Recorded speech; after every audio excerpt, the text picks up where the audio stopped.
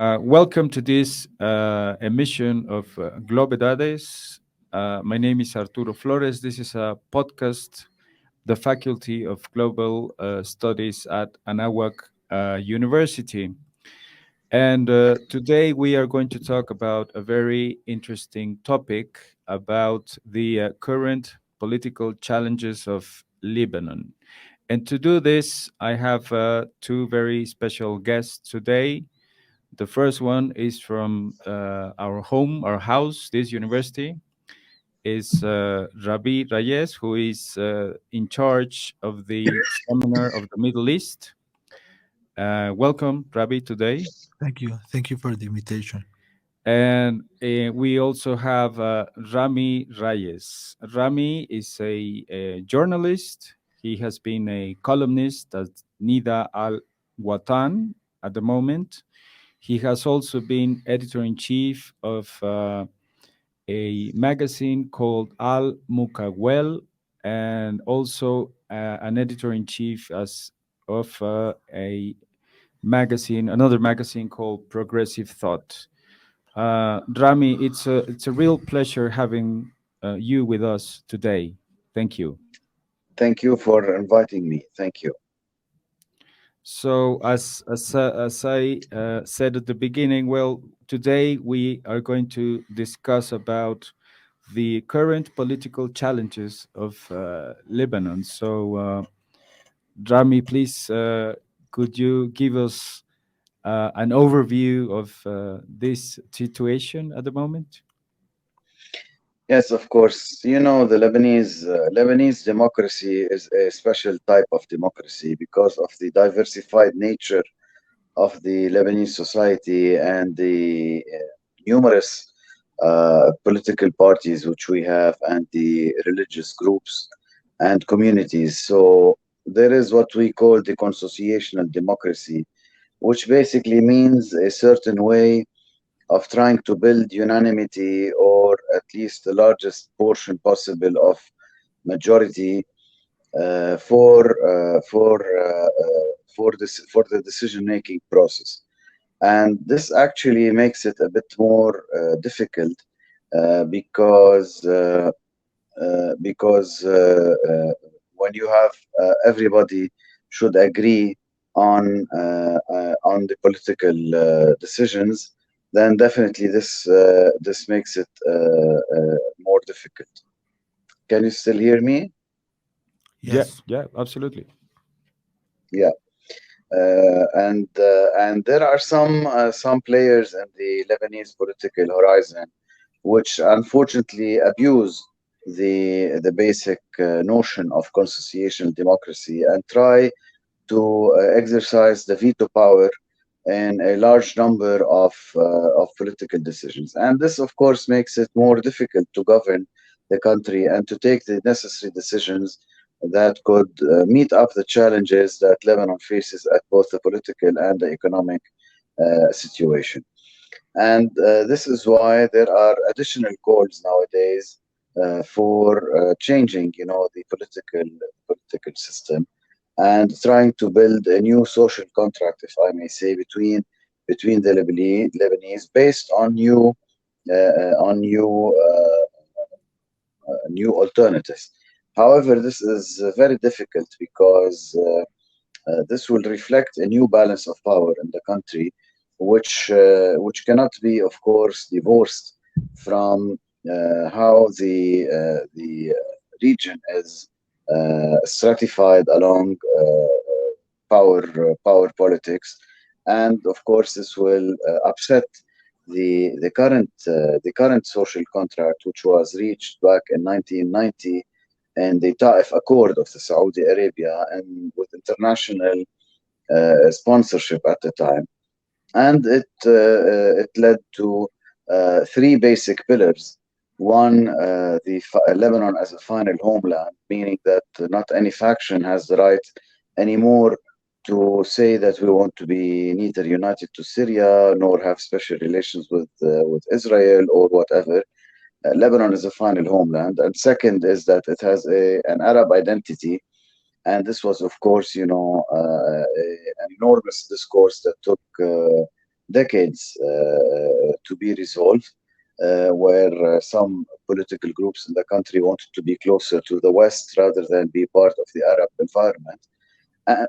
And third, which is also important, is that Muslims and Christians would be equally represented in the parliament and in the government, regardless of demographics, because as you know, Muslim communities are increasing demographically more than the Christian community. So these are the three basic pillars of the current social contract in Lebanon.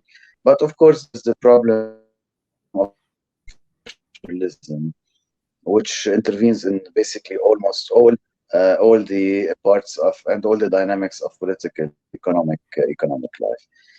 On another account, of course, there is the problem of the economic crisis that Lebanon is undergoing. It is unprecedented in its scale and in its effects.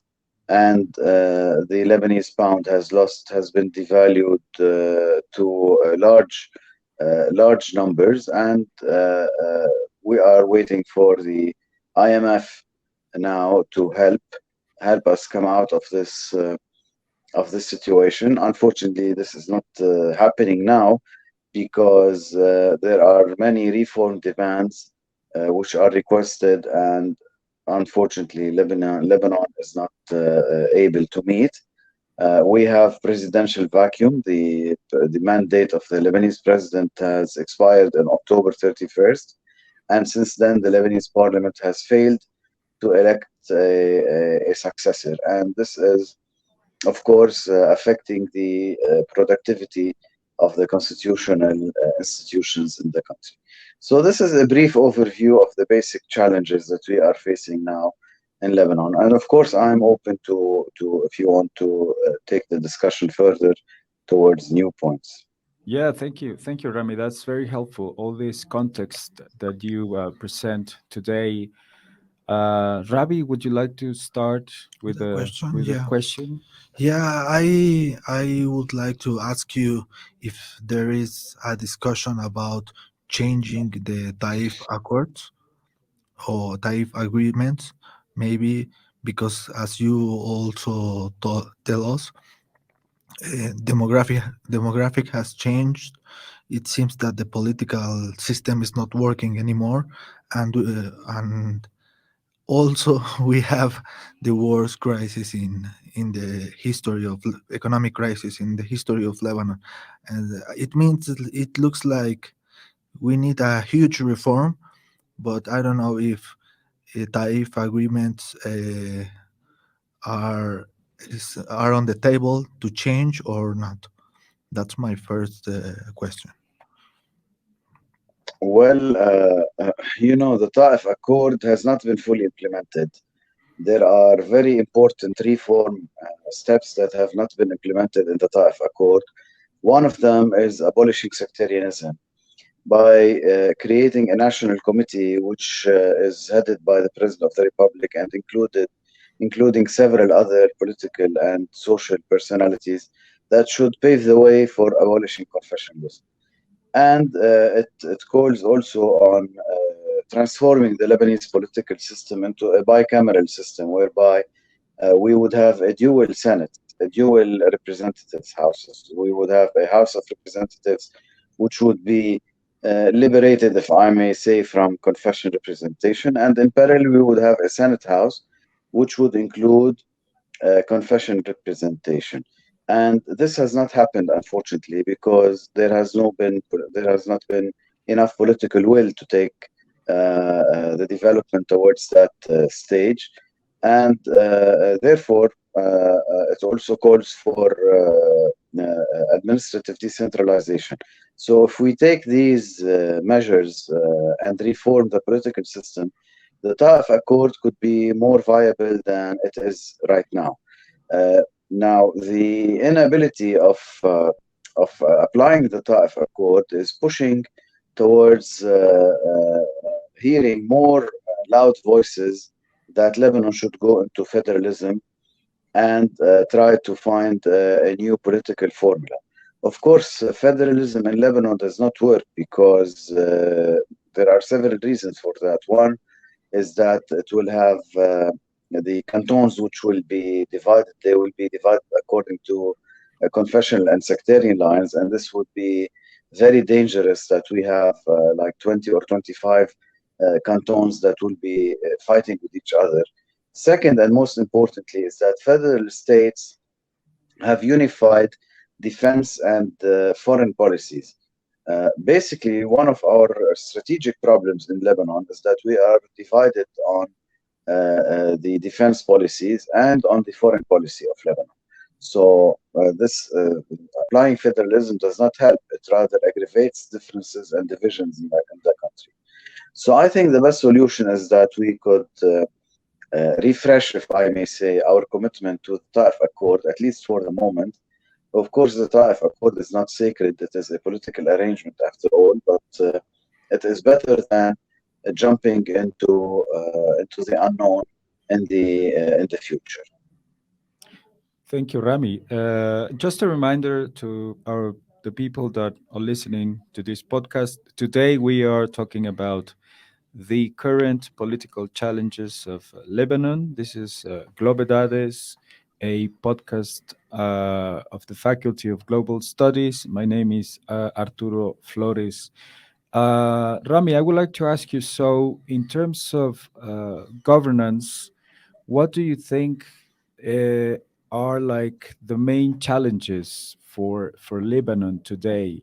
How can all the well, the different political interests and groups of power and ethnic groups as well can get along with Lebanon's civil society or population in general? How do you think there could be this balance between politics but also the civil society in Lebanon?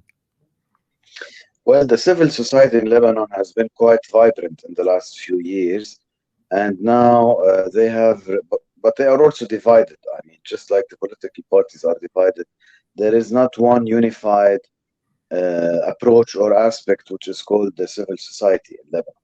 There are different factions, but they have succeeded in penetrating the new parliament and in electing 13 members of the parliament out of 128 members, which is quite a substantial number of deputies, taking into consideration the well-established political parties in Lebanon that have been there for decades now.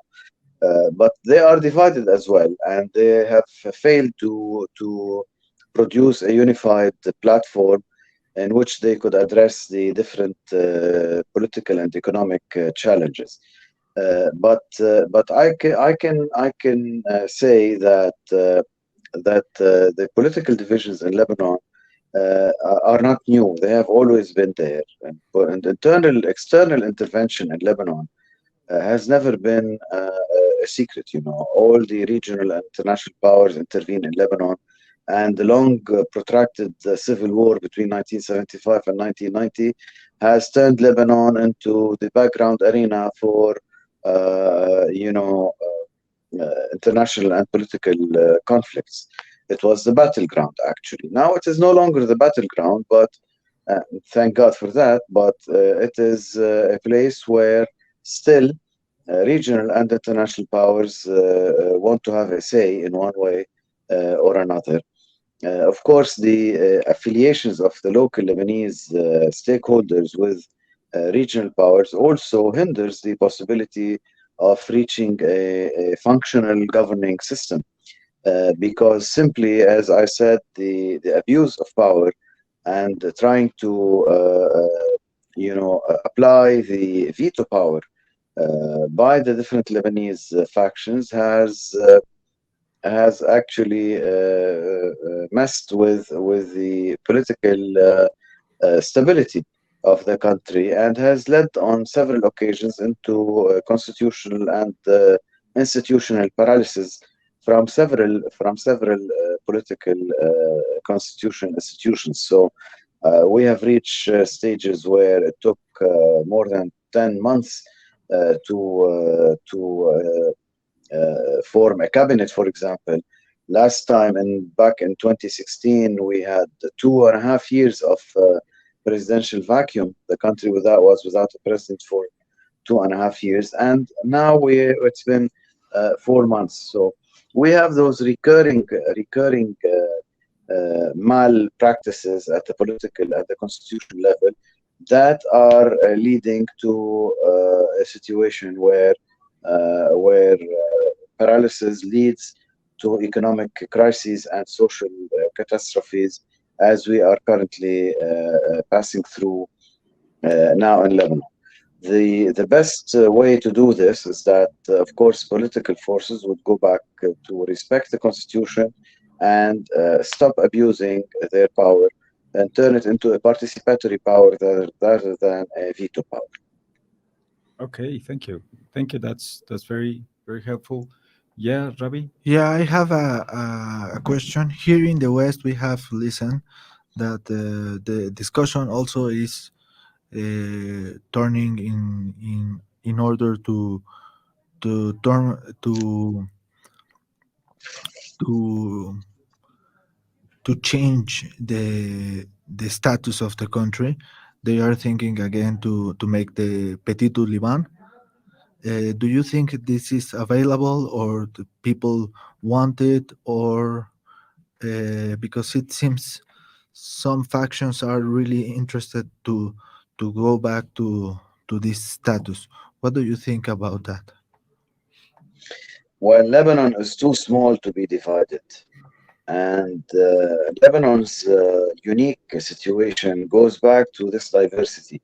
So when we want to divide the country along sectarian lines, not only will it will make the new divided parts non-viable because of the weakness and the small geographic spaces that they will have, coexistence between them will be very difficult.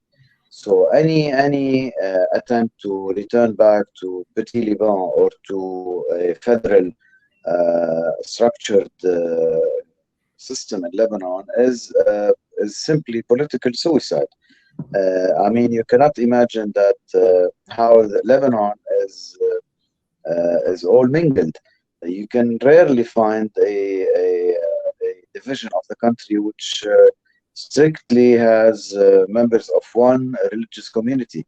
All the countries are mixed and they are highly mixed. So when you come to a situation where you want to divide along sectarian lines, this means that the members of the other communities will have to move to immigrate to other parts of the country to meet or to live with their counterparts from the same sect. So this will make Lebanon lose its diversity and its role as a role model in the world as a place for dialogue and intercommunal coexistence. And as Pope Jean Paul II mentioned in several years ago, he said that Lebanon is not only a nation; it has a message to transmit to the world of the ability of different sects and religions to coexist peacefully with one another. So that's why any attempt to divide the country along sectarian lines is simply yeah. Sorry, looks like I lost the connection again. Yeah, don't No worry. worry. Don't worry.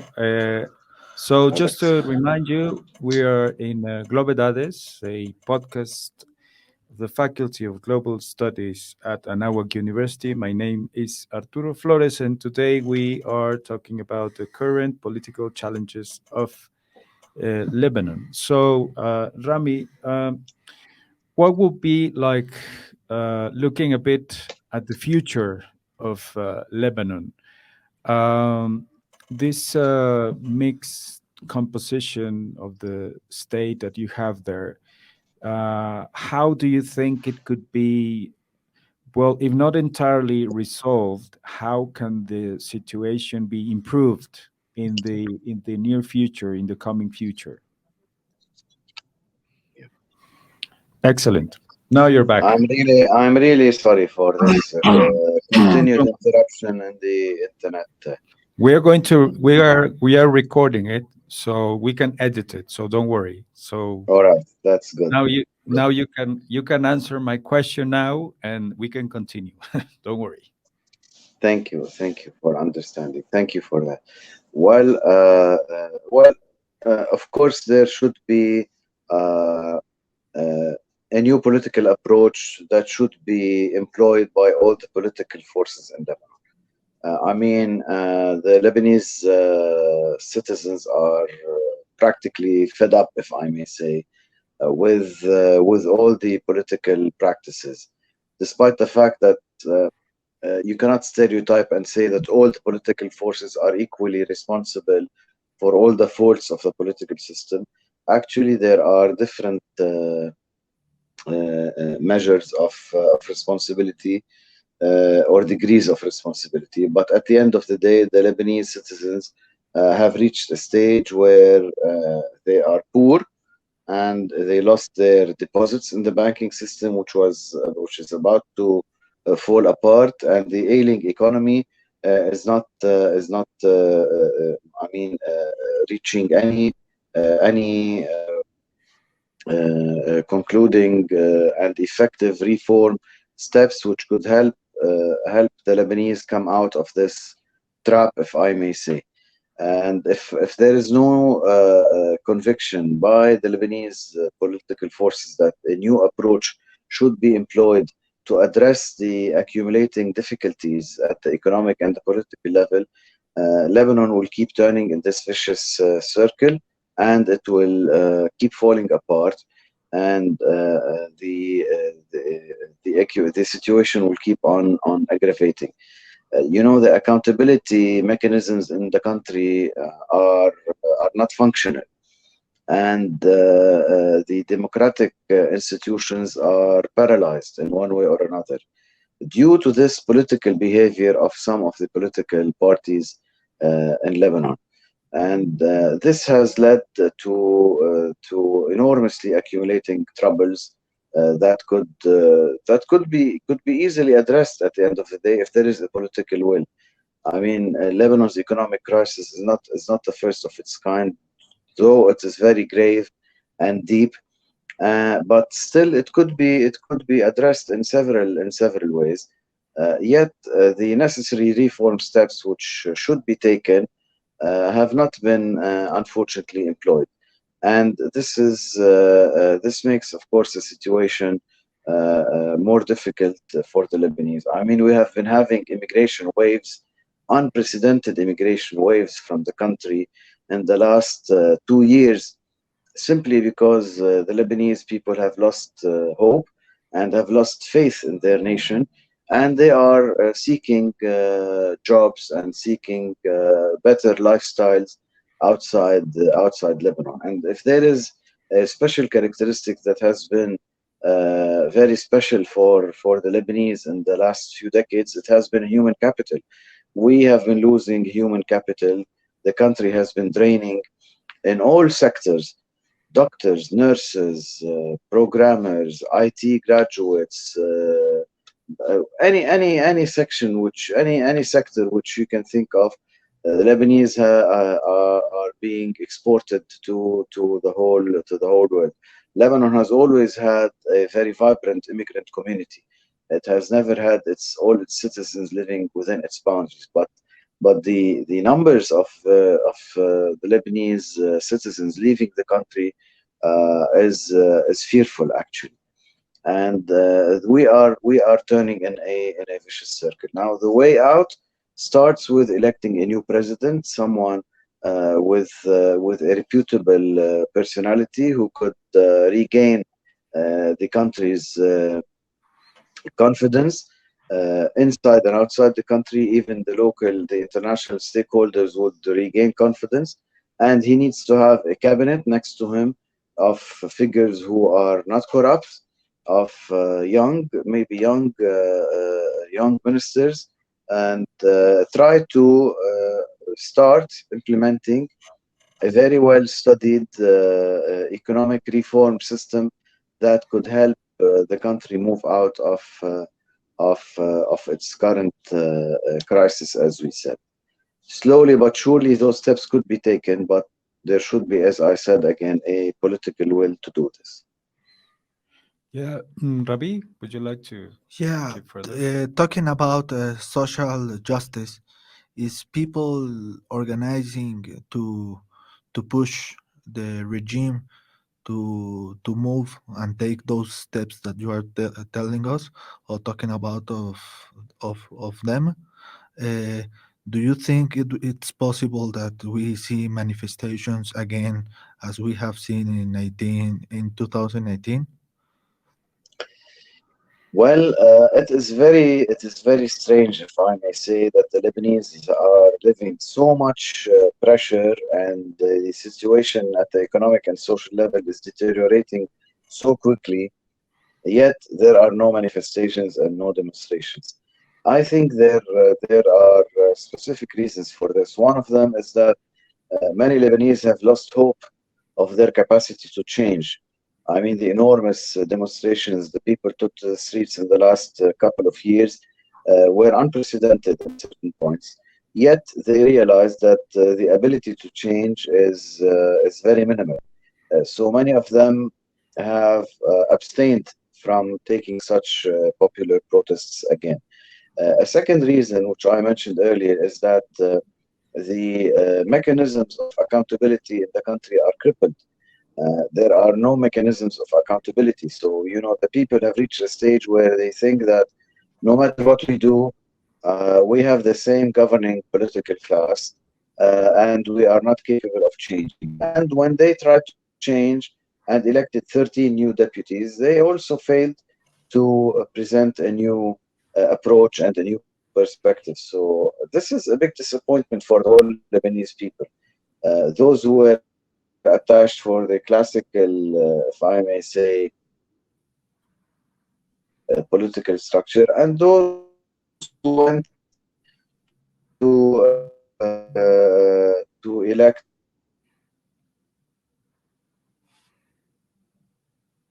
this could be a continued situation. At the end of the day, this anger will explode somewhere. It should explode maybe in the streets in peaceful protests, or else it will become a more difficult situation. And we are facing now additional security threats because there is increase in crime, there is increase in robberies, and there are increases in several other incidents that make the security situation not as stable as it has been in Lebanon in the last few years, due to the increasing numbers of rates of poverty and underdevelopment at the different Lebanese regions.